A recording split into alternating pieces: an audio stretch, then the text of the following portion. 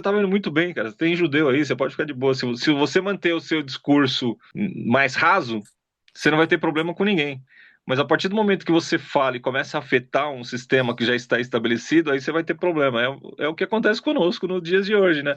A partir do momento que você vai falar e você vai afetar algumas coisas que estão estabelecidas ou que estão sendo estabelecidas, você vai ter problemas. Se você vai falar sobre opção sexual, se você vai falar a respeito de imagem, se você vai falar alguns temas mais espinhosos, vai ter uma represária, né? Mas se você ficar num discurso morno, tá tudo bem, né? Aí você deixa de ser sal e deixa de ser luz, mas você não vai ter problema. Então não é sobre Ele o explicou Deus como Passei a me conhecer. Pregações bonitas. Compartilhando. Vai que pregar. te joga na parede. Estão querendo se exibir. Jesus Cristo, inocente, pagou por todos os nossos pecados. Senhor nosso Deus, nosso Pai que está no céu, Deus maravilhoso, Senhor, Criador dos céus e da terra. Pai, neste momento, Senhor, quero te agradecer por tudo que o Senhor faz nas nossas vidas, por esse dia maravilhoso, Pai, que nós estamos aqui para aprender mais e mais da Tua palavra, nos dá sabedoria, nos dá força, Senhor, para discernir o que o Senhor quer falar conosco, Senhor Deus, nesse dia. Toma cada um em Tuas mãos, Senhor Deus. Faz com que, Pai querido, a mente de cada um venha se abrir, Senhor Deus, para a Tua palavra e também o coração, Senhor. Fala conosco na Tua palavra, toma ela em Tuas mãos, Senhor Deus. Nos abençoa grandemente, Senhor, sempre, não só hoje, mas sempre, Pai. E fala conosco de maneira especial, em nome de Jesus. Amém. Amém. E pondo Paulo os olhos no conselho, disse: Varões e irmãos, até o dia de hoje tenho andado diante de Deus com toda a boa consciência. Mas o sumo sacerdote Ananias mandou aos que estavam junto dele que o ferissem na boca. Então Paulo lhe disse: Deus te ferirá a parede branqueada. Tu estás aqui assentado para julgar-me, conforme a lei, e contra a lei me mandas ferir? E os que ali estavam disseram injurias o sumo sacerdote de Deus. E Paulo disse: Não sabia, irmãos, que era o sumo sacerdote, porque está escrito: Não dirás mal do príncipe do teu povo. E Paulo, sabendo que uma parte era de saduceus e outra de fariseus, clamou no conselho: Varões e irmãos, eu sou fariseu, filho de fariseu. No tocante à esperança e ressurreição dos mortos, sou julgado. E havendo dito isto, houve dissensão entre os fariseus e saduceus, e a multidão se dividiu, porque os saduceus dizem que não há ressurreição, nem anjo, nem espírito, mas os fariseus reconhecem uma e outra coisa. E originou-se um grande clamor, e levantando-se os escribas da parte dos fariseus, contendiam, dizendo: Nenhum mal achamos neste homem. E se algum espírito ou anjo lhe falou, não resistamos a Deus. E havendo grande dissensão, o tribuno, temendo que Paulo fosse despedaçado por eles, mandou descer a soldadesca para que o tirasse do meio deles e o levasse para a fortaleza. E na noite seguinte, apresentando-se-lhe o Senhor, disse: Paulo, tem ânimo, porque como de mim testificasse em Jerusalém, assim importa que testifique também em Roma. Conspiração dos judeus contra Paulo, este é mandado para Cesareia. Quando já era dia, alguns dos saduceus fizeram uma conspiração e juraram, dizendo que não comeriam nem beberiam enquanto não matasse a Paulo. E era mais de 40 os que fizeram essa conjuração. Estes foram ter com os principais dos sacerdotes e anciões e disseram: Conjuramo-nos sobre pena de maldição, e nada provamos até que matemos a Paulo. Agora, pois, vós, com o conselho, rogai ao tribuno que vô-lo traga amanhã, como querendo saber mais alguma coisa de seus negócios. E antes que cheguem, estaremos prontos para o matar. E o filho da irmã de Paulo, tendo ouvido acerca desta cilada, foi e entrou na fortaleza, e o anunciou a Paulo. E Paulo, chamando a si um dos centuriões, disse: Leva esse jovem ao tribuno, porque tem alguma coisa que lhe comunicar. Tomando ele, pois, o levou ao tribuno e disse: O preso Paulo, chamando-me a si, me rogou que me trouxesse esse jovem, que tem alguma coisa que dizer-te. E o tribuno, tomando-o pela mão e pondo-se à parte, perguntou-lhe em particular: Que tens a me contar? O 20. Respondeu ele: Os judeus decidiram rogar-te que amanhã apresentes Paulo ao sinédrio, como se houvesse de inquirir mais acuradamente a seu respeito. Tu, pois, não te deixes persuadir, porque mais de 40 entre eles estão pactuados entre si, sob anátema, de não comer nem beber, enquanto não o matarem. E agora estão prontos, esperando a sua promessa. Então, o comandante despediu o rapaz, recomendando-lhe que ninguém dissesse ter-lhe trazido essas informações. Chamando 2 centuriões, ordenou: tende de prontidão, desde a hora terceira da noite, 200 soldados, 70 de cavalaria e 200 lanceiros para irem até Cesareia. Preparai também animais para fazer Paulo montar, e ir com segurança ao governador Félix. E o comandante escreveu uma carta nesses termos: a carta de Cláudio a Félix. Cláudio Lísias ao excelentíssimo governador Félix Saúde. Este homem foi preso pelos judeus e estava prestes a ser morto por eles, quando eu, sobrevindo com guarda, o livrei por saber que ele era romano. Querendo certificar-me do motivo por que o acusam, filo descer ao sinédrio deles. Verifiquei ser ele acusado de coisas referentes à lei que os rege, nada, porém, que justificasse morte ou mesmo prisão. Sendo eu informado de que ia haver uma cilada contra o homem, tratei de enviá-lo a ti, sem demora, intimando também os acusadores a irem dizer na sua presença o que há contra ele. Os soldados, pois, conforme lhe foi ordenado, tomaram Paulo e durante a noite o conduziram até Antipátride. No dia seguinte, voltaram para a fortaleza, tendo deixado-os de cavalaria, ou irem com ele. Os quais, chegando a Cesareia, chegaram a carta ao governador e também lhe apresentaram Paulo. Lida a carta, perguntou ao governador de que província ele era, e quando soube que era da Cilícia, disse: Ouvir-te-ei quando chegarem os teus acusadores, e mandou que ele fosse detido no pretório de Herodes. Amém. Essa palavra aqui, né, vai falar sobre um julgamento que Paulo ele estava tendo, né, ali perante o sinédrio. E a gente sabe que Paulo, né, como foi falado nos capítulos anteriores, Paulo, ele estava fazendo um discurso em sua defesa, né, porque ele estava preso, ele foi preso ali, e a gente sabe que quando a pessoa vai preso, né, pela palavra de Deus, muitas coisas vêm a falar contra, né, mas aqui ele estava dando o testemunho dele, né, estava dando o testemunho, estava falando que realmente as coisas aconteceram, né, e quando ele estava aqui, né, perante ali o sinédrio, ele estava expondo, né, falando que ele tinha andado diante de Deus com toda a boa consciência, aqui no primeiro capítulo, né? Ele estava falando isso, varões e irmãos, até o dia de hoje ele tinha andado, né, diante de Deus com a boa consciência.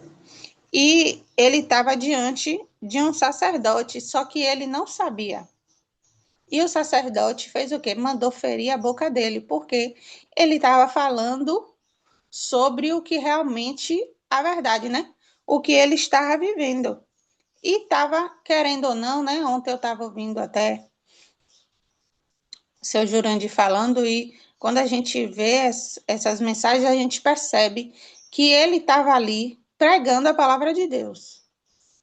Ele estava ali preso, ele estava falando de tudo que tinha acontecido, mas ele estava sendo usado ali, né, por Deus. Ele estava sendo um instrumento para pregar a palavra de Deus onde ele estava. Muitas pessoas podem até ler o capítulo e achar que ele estava preso, só estava querendo ali se defender, né? Mas não, ele estava sendo usado para pregar ali.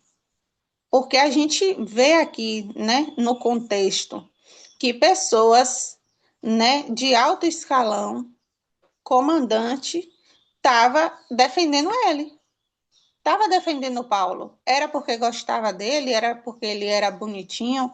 Era porque ele era agradável? Não. Porque das palavras dele, né? Acabou tocando o coração dele, né? E aqui o sumo sacerdote, quando estava ouvindo ele falar aquelas palavras, mandou ferir a boca dele. E ele reclamou, né? Ele reclamou com aquele sacerdote. Ele disse, né? Falou assim com ele no 3. Então Paulo disse: Deus te ferirá, né? Paulo falou com ele. Parede branqueada, tu estás aqui assentado para julgar-me conforme a lei e contra a lei me mandas ferir, né? Então ele ficou chateado, né? Com aquilo ali que estava acontecendo e ele falou palavras ali como se fosse injúria ao sumo sacerdote, porém ele não sabia que era o sumo sacerdote. E aí se levantaram ali, né, pessoas e falaram, né, que aquele homem Ananias era o sumo sacerdote de Deus, né, para eles.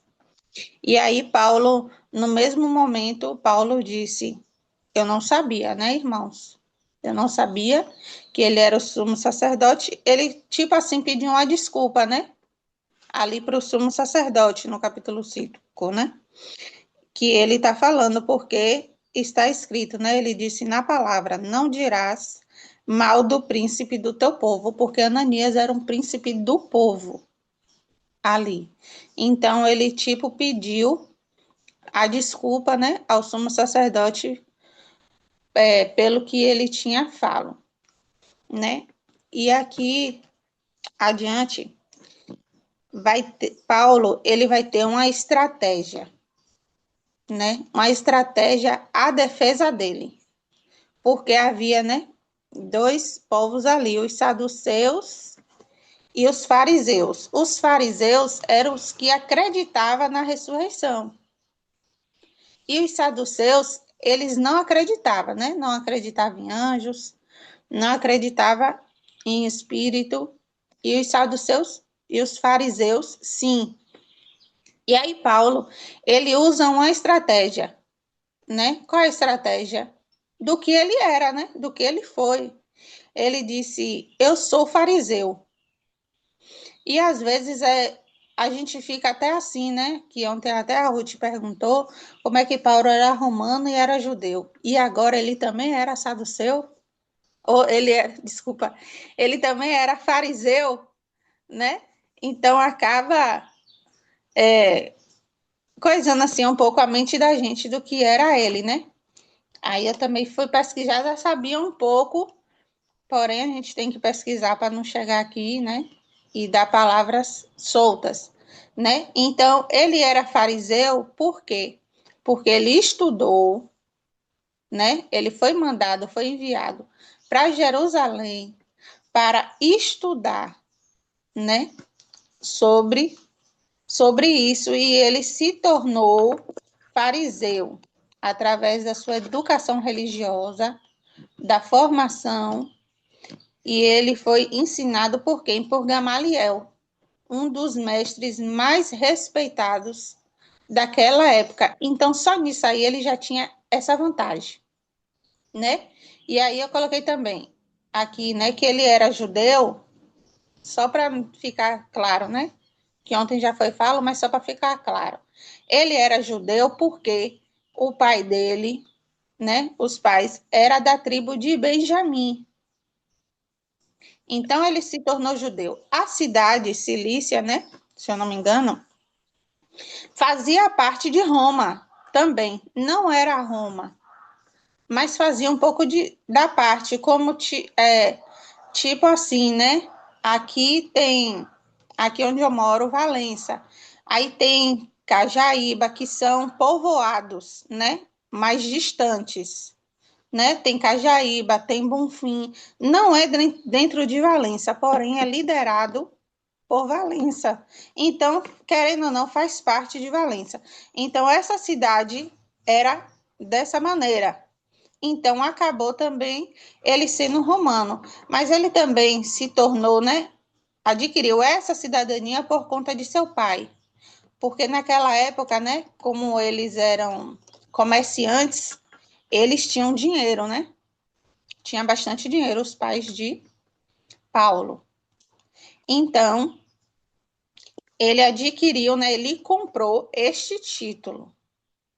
Ele comprou esse título e automaticamente o filho dele também se tornou romano, né? E uma coisa que eu achei até interessante, o nome dele era Saulo, né? Mas quando ele, né, tornou a ver depois que Jesus, né, deixou ele cego e ele tornou a ver, ele adquiriu o nome Paulo. E o nome Paulo é um nome romano. Era o nome dele romano, né? Então o Saulo era o nome judeu e Paulo o nome dele romano. Porque a Bíblia também não vai nos relatar que Deus pediu, né, falou com Ananias, com o profeta Ananias, não era esse mesmo, né, era outro, para que ele mudasse o nome.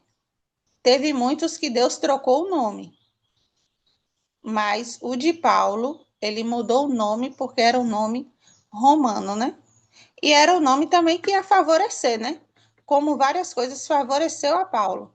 Teve momentos que ele não precisou usar dessa estratégia de ser romano, de ser fariseu, de ser judeu. Ele não precisou. Mas Deus sabia, né, que ia chegar o momento que ele ia ter que usar essa estratégia para se defender, né? Então aqui ele usou isso. E quando ele usou essa estratégia dizendo que ele era fariseu, os fariseus automaticamente ficou do lado dele. Os dois estavam contra a ele. Os dois estavam contra, tanto os fariseus como os saduceus. Mas quando ele diz que é fariseu, os fariseus pegam e vai para o lado dele, né? Então, houver aqui um conflito, né? Um conflito entre os dois, os fariseus e os saduceus, e começaram a brigar. Então, Paulo, ele teve uma chance, né? Uma chance, uma oportunidade de se livrar ali daquele estado onde ele estava. E quando chega, né, mais na frente, isso. E quando chega aqui mais na frente, né,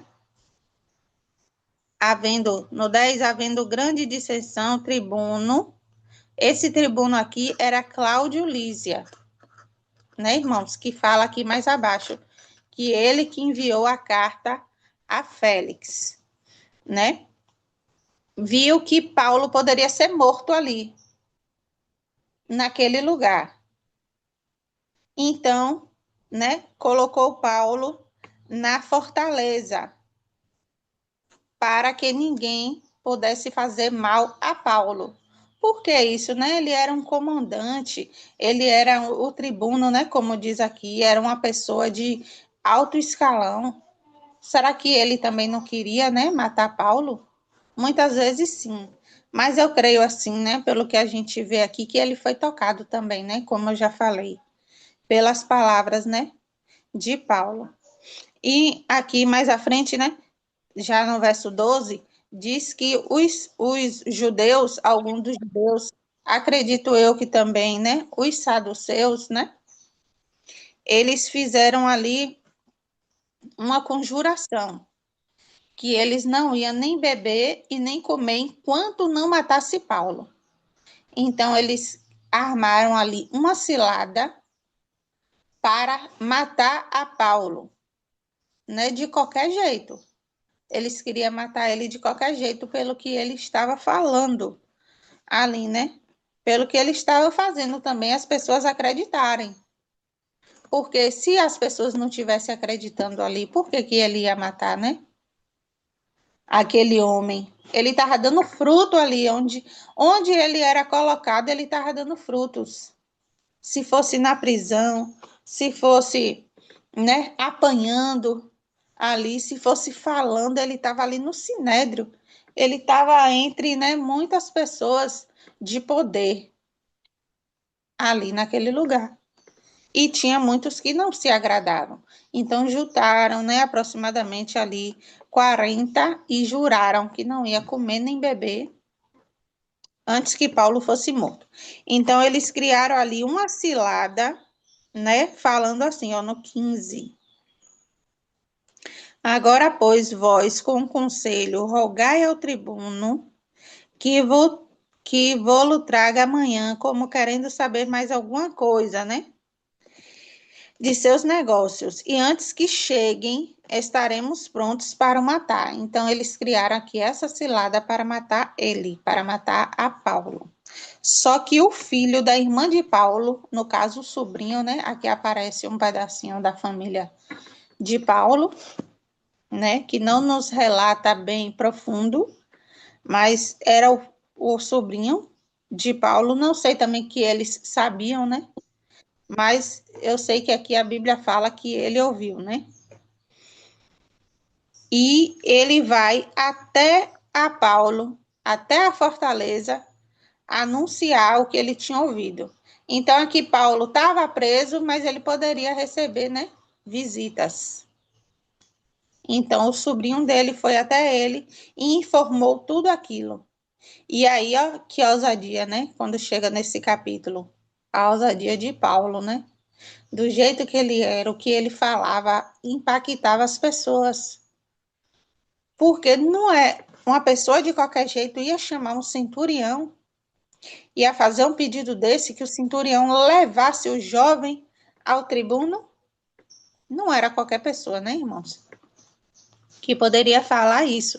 Então, Paulo, ele pediu ao centurião para que levasse o jovem, seu sobrinho, ao tribuno, para poder falar da cilada, né, que os judeus estavam tramando contra ele, né? E quando o tribuno ouviu isso, estou resumindo, né, irmãos? As partes que daqui a pouco os irmãos vai me ajudar em nome de Jesus, né? Quando o tribuno ouviu isso, né, sobre que eles queriam matar Paulo de qualquer jeito, aí o que ele fez? Ele pegou os soldados, né? Aqui está dizendo que 200 soldados e 70 de cavalo e 200 lanceiros para irem até Cesareia, né?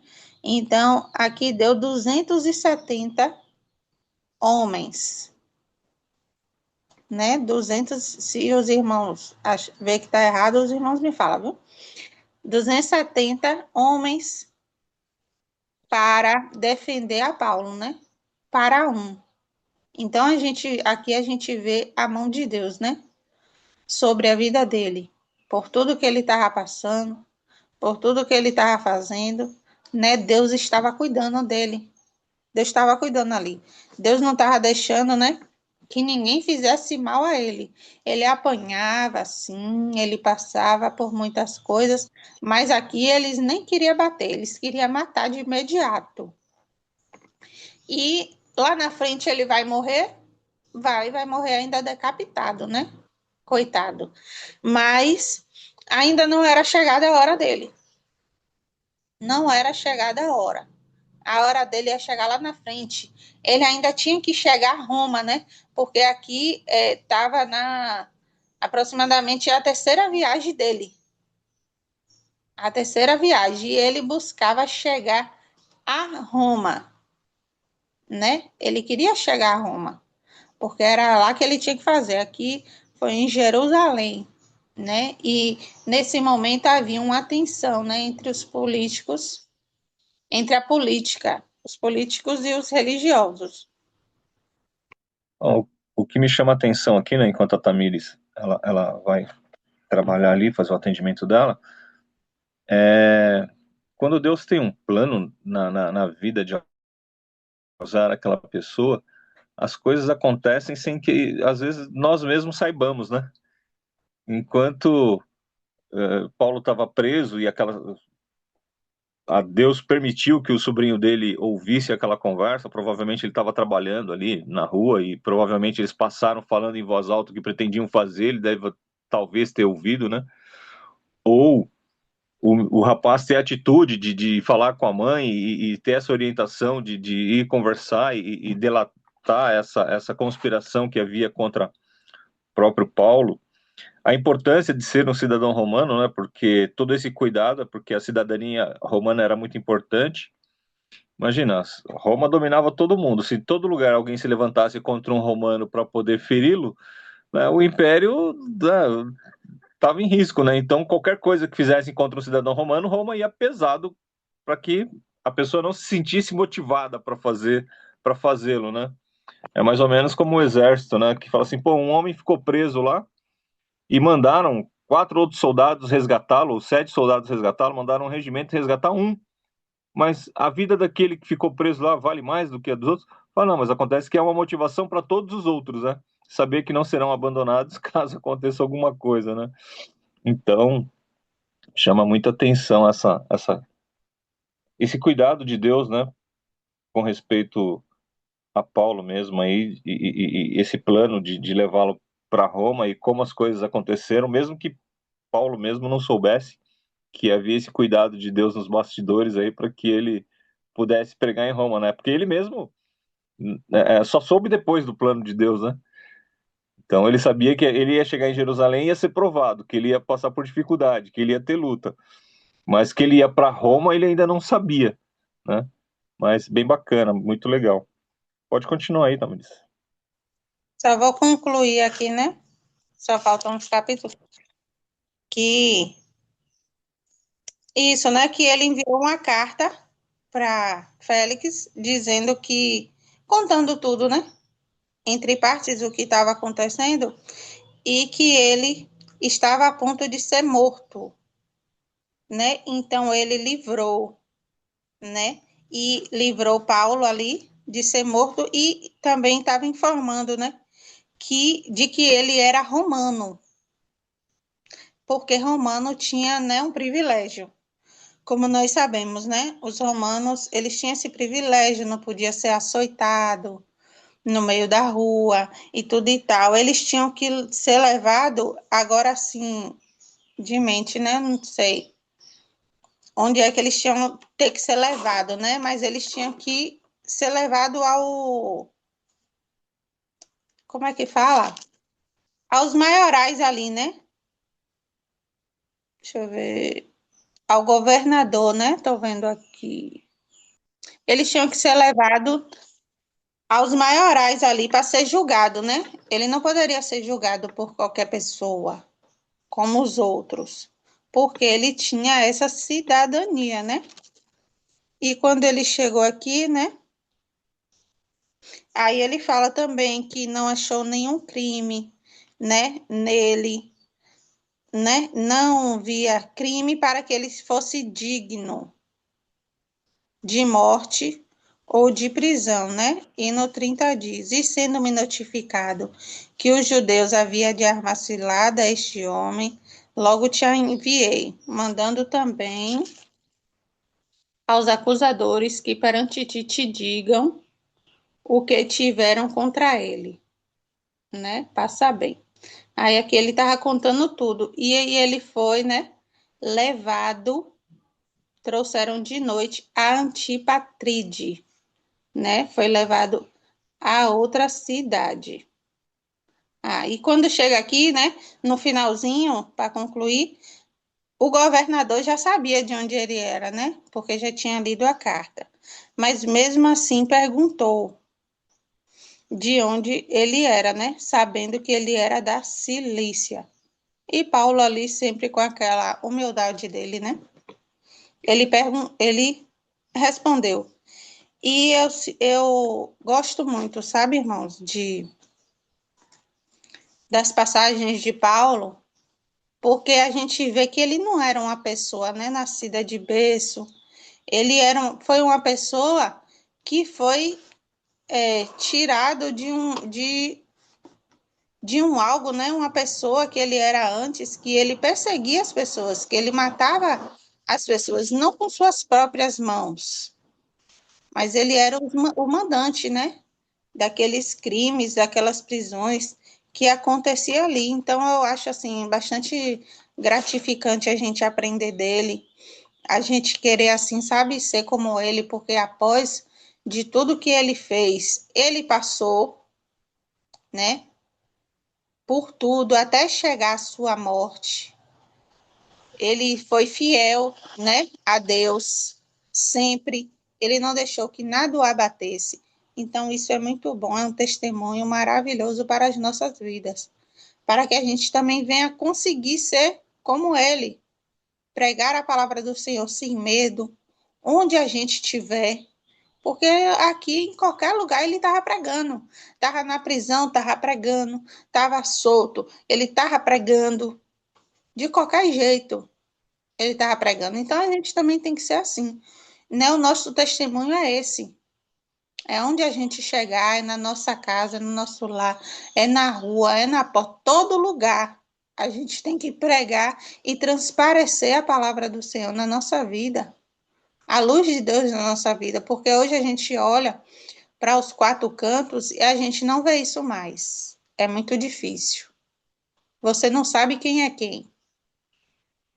Na rua, você não sabe quem é quem não é. E isso também chama a atenção, porque a gente tem, eu não vou me importar com o que as pessoas falam. Depende, né? A gente tem que se importar, porque eu sempre digo assim, eu não gosto de olhar muitas vezes com os meus olhos. Eu quero olhar como a pessoa olharia para mim. Como o ímpio olharia para mim. Como é que eu já olhei para alguém evangélico, né? Cristão. Então, eu quero olhar como a pessoa olharia para mim. O exemplo que eu estou dando, o testemunho que eu estou dando para aquela pessoa acreditar em mim. Porque muitos ali poderiam dizer, não, ele era um perseguidor. A gente não vai acreditar, porque ele era um perseguidor. Ele matava as pessoas e agora ele está falando, sabe? Da palavra de Deus. Agora ele está falando desse Deus, ele já matou tanto e agora ele está falando desse Deus. Mas não, ele teve uma mudança, né? Uma mudança radical ali para ser pregador da palavra do Senhor. Então a gente tem que ter isso também. Amém. Muito bem explanado. Parabéns aí, Tamires. Muito, muito legal, muito clara a sua explicação. E a Bíblia, né, ela sempre ela caracteriza o cristão com dois elementos que fazem a diferença onde eles estão, né? Que é o sal e a luz, né?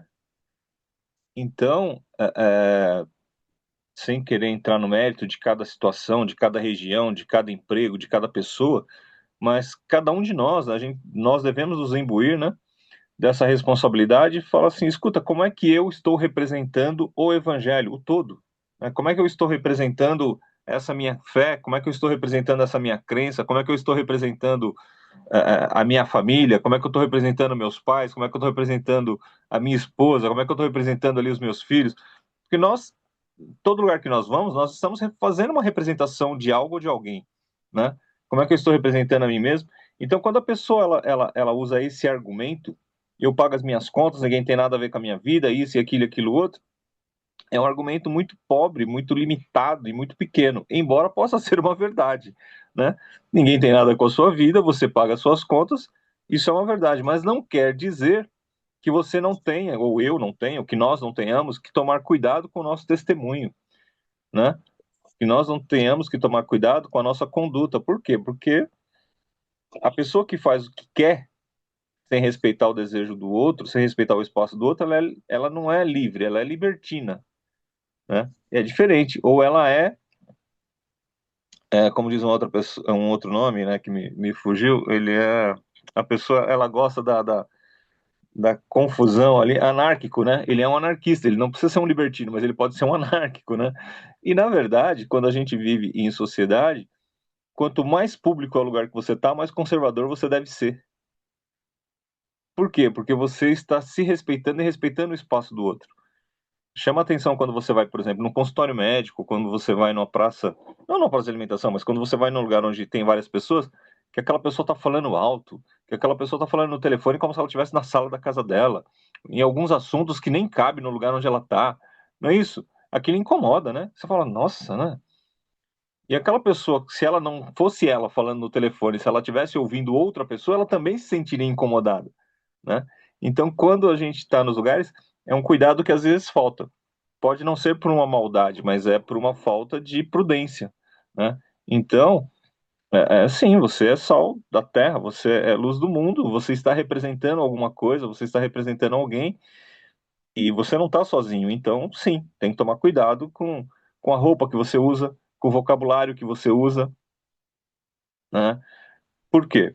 Porque por essas razões apresentadas. Você não é só você, né? Então, a roupa que você usa no dia a dia, que nós usamos no dia a dia, de repente, se você vai visitar uma família, você vai mudar de roupa. Se você vai visitar um juiz ou um advogado, você vai mudar de roupa. Se você vai procurar um emprego, você vai mudar de roupa, né? Hoje está mais liberal, né? Mas no passado, até a pessoa que tinha tatuagem, se ela fosse procurar um emprego, ela tampava a tatuagem,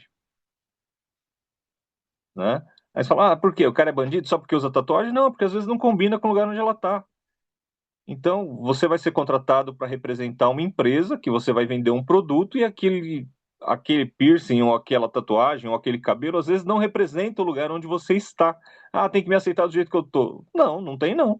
Você está sendo pago você para representar um produto, para representar um lugar. E não, a pessoa não tem que te aceitar. Ela pode até não te contratar e falar, mas é contra a lei, mas ele não vai te falar que não te contratou por isso, né? Então, são cuidados que a gente tem que ter no dia a dia para não confundir o público com o pessoal, para não confundir, né? Fala, amigo, você tem toda a liberdade na sua casa, você tem toda a liberdade na sua vida privada, você tem toda a liberdade, né? Em alguns lugares, mas em outros, a regra de conduta muda, né?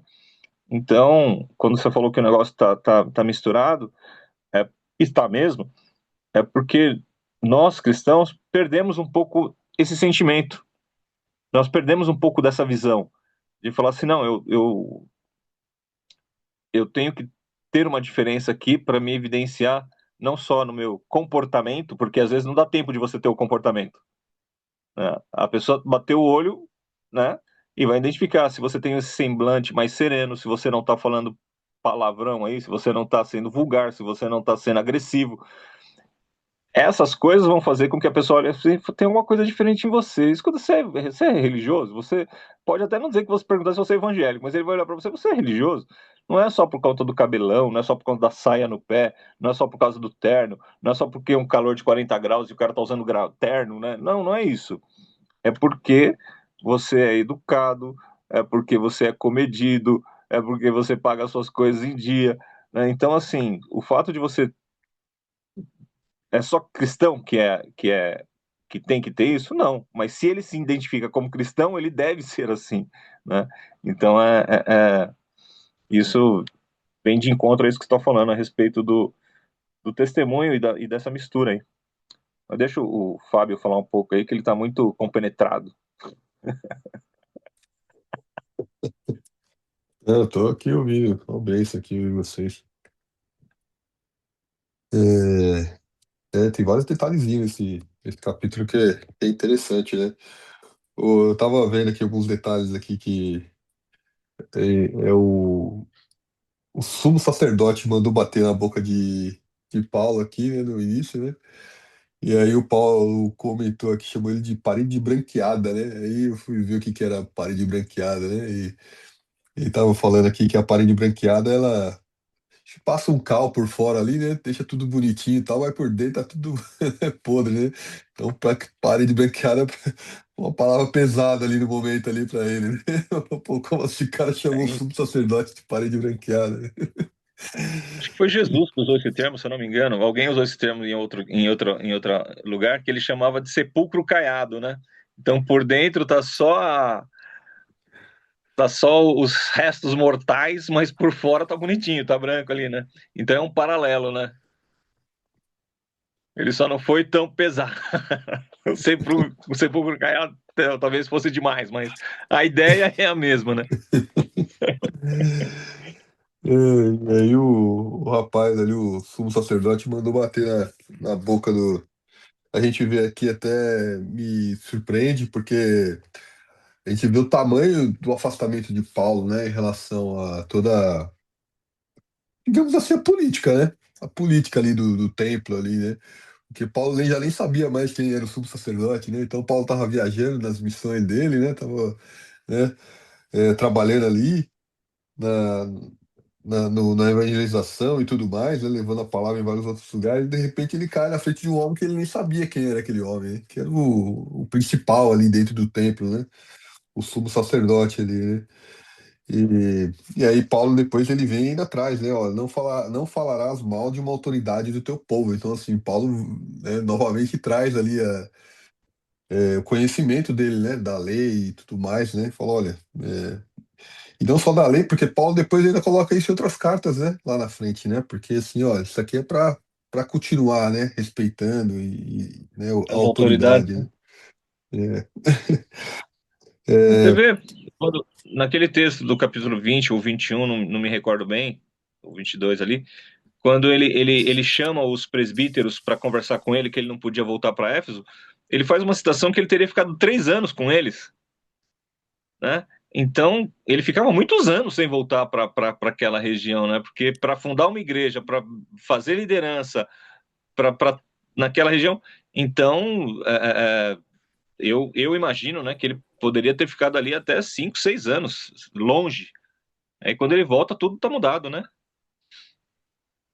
é verdade.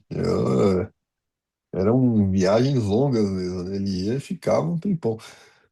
Outra coisa que me chama a atenção aqui é os homens fazerem jejum para matar, né? Que coisa, né? Então vamos jejuar para matar, né? E imagina, né? Você, ó, não vou, eu só vou comer depois que a gente matar esse cara. E eram 40, né? 40 homens ali obcecados em tirar a vida de outro, né? Se dizendo homens de Deus, né? Que é bem surpreendente isso daqui, né?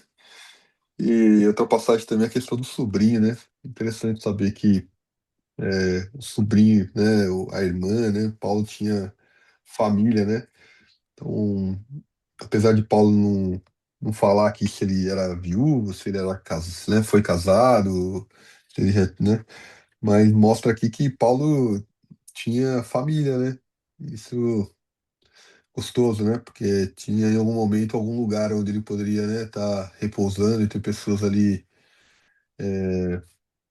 conviveu com ele quando criança, né? Então a gente sabe que família tem muito isso, né? A gente recorda histórias antigas, né? E deve ser pessoas ali que agradavam muito a Paulo. E o próprio sobrinho ali, né? A gente vê que poderia ser família que jogaria pedra, né? Poderia ser família também que amasse, né? E nesse caso aqui, a gente mostra que Paulo era acolhido, né?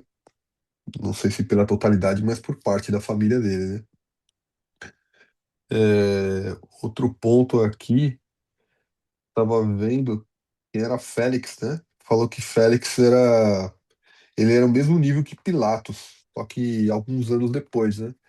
Pilatos, na época de Cristo ali, né? Da crucificação de Cristo, no ano 33 ali, já aqui em torno do ano 50, 55, 56, então cerca de 20 anos depois era Félix, que estava na mesma posição de Pilatos ali, né? Que é o governador da Judéia ali, né?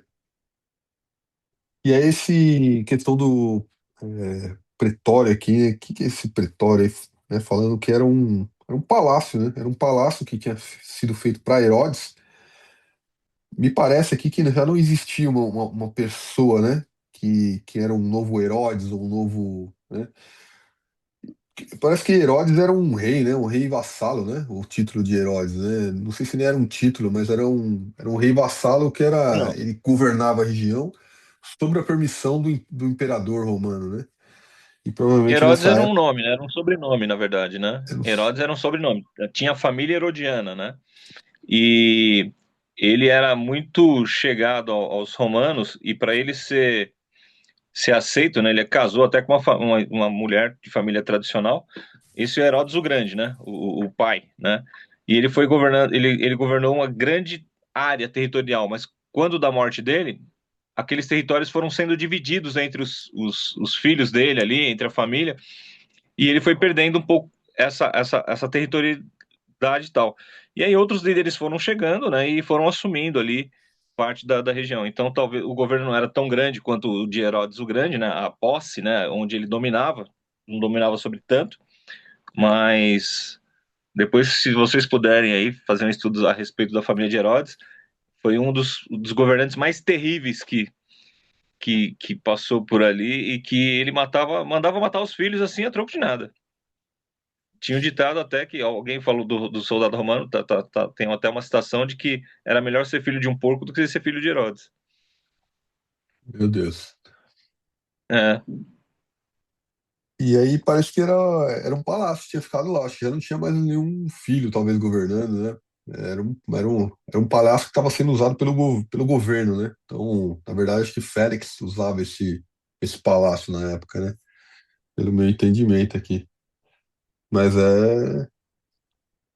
meu Deus, hein? Agora aqui também achei interessante porque eu fui pesquisar que lá no começo do livro fala do capítulo fala sobre os fariseus e saduceus, né? Aí eu fui ver, perguntar qual que era a diferença entre eles, né? Falando que os fariseus eram mais apegados à palavra, né? Acreditavam em anjos, tradição oral. Já os saduceus, eles não acreditavam nisso, né? Mas falou uma diferença aqui, ó. Fariseus era um grupo mais ligado aos mestres da lei, aos escribas e ao povo em geral, né? Eles davam um grande valor não só à lei escrita, mas também à tradição oral. Já os saduceus, eles eram mais ligados à elite, né, sacerdotal do templo, e eles também, assim, eles davam mais ênfase à lei escrita, né? Eles rejeitavam a lei oral e também eles negavam a ressurreição, né? Bem como anjos, espíritos, né? Eles negavam.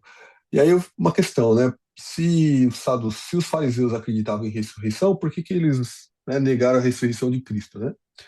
E aí tá falando aqui que a ressurreição que eles acreditavam era uma ressurreição de todos, não de uma pessoa específica, né? Então, assim, por eles não acreditarem que Jesus era o Messias, então eles não acreditavam na ressurreição de Jesus, né? Mas eles acreditavam que haveria uma ressurreição, né, geral, né? E aí eu fui perguntar se tinha um outro tipo, né? Então ele fala aqui que também tinha os essênios, fala que os essênios eram um grupo mais separado da vida pública, né, com forte ênfase em pureza, disciplina, vida comunitária e expectativas é, escatológica. Tinha os zelotes também, que era mais ligado ao fervor nacionalista, né? Era uma resistência contra o domínio romano. Tinha também os herodianos, que aparecem no Novo Testamento como um grupo alinhado aos interesses da dinastia de Herodes. É, e aí fala também dos escribas aqui, e ele referencia esses caras aqui como uma seita, né? Ele fala, ó, isso aqui, tem essas seitas aqui, ou seja, né, era uma linhagem ali dentro do judaísmo, né? Mas a gente vê aí que tem conflito entre eles mesmos, né? Do que é verdade e do que não é verdade, né? A gente sabe que a verdade ela é única, algumas né? pessoas. Então, algumas pessoas acreditam que João Batista teria sido um essênio, né? Essênio tem até os manuscritos do Mar Morto, que foram achados numa caverna lá e que comprovaram a veracidade do Velho Testamento. Eles eram pessoas como se fossem, assim, na religião católica, aqueles monges que se afastam, né? E eles ficam afastados da igreja principal, e eles levam a vida comunitária lá, né? Na igreja católica era isso, né? Essa vida monástica, né? Essa que era a palavra que eu estava procurando. Os zelotes, alguns acham que Judas era zelote, Judas que foi apóstolo, né? E que ele teria entregue Jesus porque Jesus, ele achou que o Messias ia vir, um Messias revoltado, um Messias para se levantar contra o Império Romano, e que se de repente ele fizesse o ato da traição lá, os anjos viriam e não iam deixar Jesus ser crucificado e iam tomar o poder. Então, assim, são pensamentos, né? Ninguém está afirmando, atestando e dizendo que foi isso, não, né? Mas quando a gente vai ampliar o espectro, assim, né, no sentido de estudar, né, um pouco mais e tal, existem essas opiniões, assim, né, e por isso talvez que ele tivesse se arrependido quando ele viu que não houve essa ação de anjos e que Jesus de fato seria crucificado, ele teria jogado o dinheiro lá porque ele não estaria interessado no dinheiro, o que João não perdoa muito e falou assim, não, mas ele fez isso porque ele era ladrão mesmo, não foi porque ele tinha interesse em nada não, né, então fico com o João, né? Embora tenha essas outras opiniões. Então, os zelotes, eles eram nacionalistas, né? E eles eram contra o governo romano. Então, eles se levantavam, eram os terroristas, vamos dizer assim, né? Não, vamos contra esses caras aí, porque em punho, de arma em punho. Então, você vê como é um universo rico, né? É bem interessante, é empolgante, né? Você sai de um assunto, vai colocando outras coisas, outras camadas, né? E a palavra de Deus, ela é maravilhosa e é um privilégio para a gente poder estudar tudo isso aí, né? Mas volto a falar nessa questão do cidadão romano, né? Você vê, o camarada está espalhado pelo império todo, falou, cara, se todo mundo que der fazer alguma coisa contra um romano se levantar, a gente deixar, daqui a pouco não tem romano mais, porque a gente está subjugando alguém, a gente está tomando o lugar de alguém, a gente está botando uma outra regra, a gente está botando uma outra ordem. E é claro que as pessoas vão se levantar contra. Então, cada um que se levantar contra nós, a gente mata 20 deles, porque não pode deixar, entendeu? Então, o conceito, né, era esse. Por isso que eles tiveram tanto cuidado com Paulo, mesmo ele não sendo romano de nascimento, né? Mesmo ele sendo, não romano de nascimento, quero dizer, de descendência direta, ele não sendo latino, né? Mas ele tendo a cidadania romana, eles cuidavam por isso, né? E a cidadania romana, às vezes, ela não necessariamente era comprada. Às vezes, você fez alguma coisa relevante para o Roma, eles reconheciam aquilo que foi feito e davam a cidadania também, né? Então, não necessariamente você não precisava comprar, mas se você fizesse um ato que eles reconhecessem como sendo honroso, importante, eles também davam reconheciam a pessoa como cidadã romana e ela passava aí, como disse a Tamires, né, a viver com os privilégios, né, com essas novas regras aí. Muito, muito bacana, muito legal esse capítulo, né? E muito bem explanado aí pela Tamires, né? Amém. Amém. Uma conta que eu até fiquei meio confuso também. Eu tive até aqui no chat GPT para ver o que a Tamires falou lá dos quantidade de soldados, né? A gente vê a importância que é. Parece que era 200 soldados. Imagino que é sem cavalo, né? Porque depois tem 70 cavaleiros. Então, 70 com cavalo, 200 sem cavalo. E tinha os lanceiros, que eu imagino que arco, deve ser flecha, né? Arco e flecha, né? Mais do então, 200 soldados, 70 cavaleiros e 200 lanceiros. Imagina a importância e a quantidade de soldados para proteger Paulo, né? Porque devia ser muita gente ali furiosa querendo pegar Paulo, né? Era uma quantidade grande da população. Desculpa, Eu falei até Aí, agora que eu estou mentalizando. Foi 200 soldados, no caso, né? 70 de cavalos e 200 lanceiros. Então, é 470. Então, Eu falei quase, 270, né? quase 500 homens, né? Para proteger ali, né? Imagina, né? e o paralelo que você vê também com Cristo, né, nessa passagem, né, é que o próprio líder que representavam os romanos disse: não vejo nesse homem crime algum. É um problema da dissensão da regra deles. Né, você vê como é um paralelo muito interessante, né? Essa questão de como Paulo foi preso, do que ele defendia e o que o representante romano falava, né? Falou, cara, essa é uma questão de fé. Então, assim, é, é como se fosse uma liberdade religiosa, né? O cara tá falando uma questão de fé, minha opinião do cara, deixa ele aí, não me envolve nesse rolo, não, e tal. Mas ele cita no texto, mas como Paulo era um cidadão romano, eu tinha que defender a vida dele e ganhar uns pontinhos lá. Falar, tá vendo? A gente não deixa ninguém tocar no romano, não, né? Então, mandou para um lugar mais protegido e para um líder maior em cima da escala de autoridade, né? E, e essa questão da liberdade religiosa, a gente vê que quando Paulo pregava lá, os romanos, eles não se levantaram contra Paulo até ele falar contra contra o templo, né? E contra as imagens. Então, a sua liberdade religiosa, no caso, ele vai até o momento que você afete o cerne da religião do outro.